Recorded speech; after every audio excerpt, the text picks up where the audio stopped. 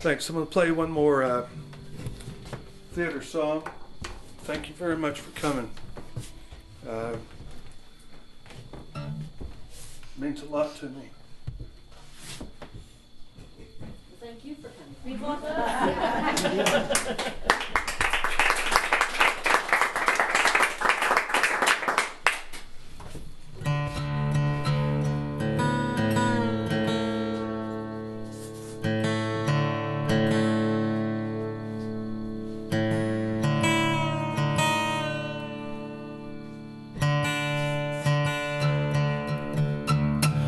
Here's a song from the play. Lyle and I end up doing it on the Red Check record. It's just this year that he started doing that. Well, bless your heart. I don't know what that means. I'm going to tell y'all something. I know that this man is a Southerner because he keeps saying bless your heart, and because he knows to say pecans and not pecans. Well, I've learned to distrust a lot of people in my life. People who say pecans.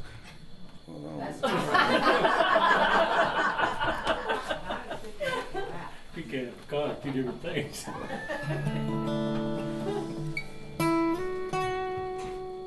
You know,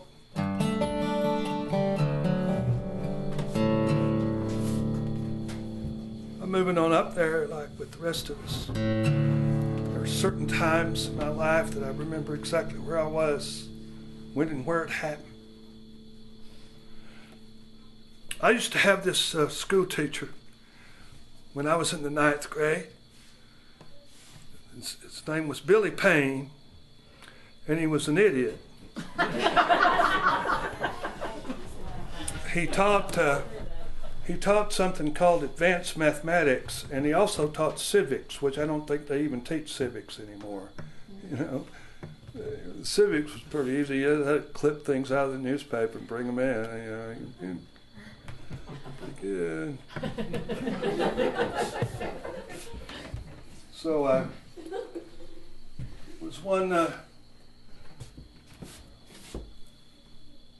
around lunchtime or after. By the way, Billy Payne teaching at advanced mathematics means that I soundly and profoundly failed algebra. And I had been put in remedial algebra. It was basically, I went back to ciphering. And I wasn't too good at that, really. But I was able to get through it. But I don't know how, those of us that are old enough remember the speakers, the wooden speakers that were up above the teacher's desk that had the cloth over the speaker, and you remember that when someone would speak in a microphone coming from the office, it would sound like that. You couldn't understand anything that they said. Not one thing could you understand that they said. I always lived in fear, abject fear, that they were announcing that there was going to be a pep rally. I was frightened of pep rallies, and whenever I heard even the hint that there may be a pep rally of any kind, I left town. I hated high school. It's one of the worst times of my life. One of the times that I wasted 4 years. I look back at it. But anyway, over the speaker comes this crackling thing. And nobody knows exactly what was said, you see, because it's Miss Price, Joe Price's mama, was in the principal's office, and she was the one that was talking on the microphone. And around that same time, you see, right when I was having lunch, there was a guy named David A. Pelt and his family from Kokomo, Indiana. There's only one Kokomo in the whole world, and it's in Indiana. There's only one Kokomo. If you come from Kokomo, that's the only place there is. And they were having, David Eppelt and his family, they were having family struggles. And David had decided to take his children out of school to go down through the wisdom of the West, down to Dallas, Fort Worth area, to see Neiman Marcus. And his wife could shop. Maybe they could put it back together. And they got all their little sticky-fingered children together in the back of their station wagon, and they headed west. And they spent the night before in Fort Worth, Texas. And the next day, David's wife decided that she was going to insist that he take her to Neiman Marcus in Dallas. And it's okay. Just slip that door closed. They're cool. Just slip that door closed. Let them be children.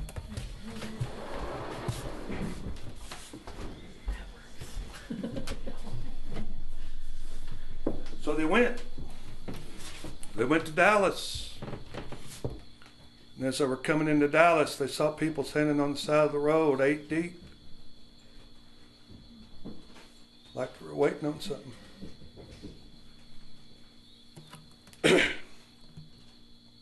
And David and his family,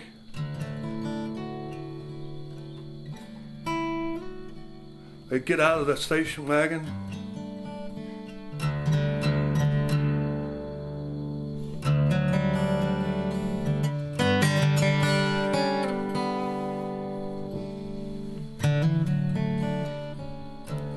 And they say, what the hell's going on? What are all you people standing in the streets for?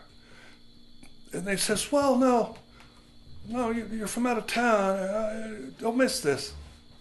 He's going to be turning right down here, right down Elm Street. He's going to be making a turn right here. You should get out and be part of it. See this. You see, and they all piled out and they stood up in their variances of places. In Dallas, and the crackling of the speaker went off above the teacher's head, Billy Payne, the idiot, and he says, hey, Taylor, since you ain't doing nothing, why don't you go up there and see what Miss Price said? I said, yep.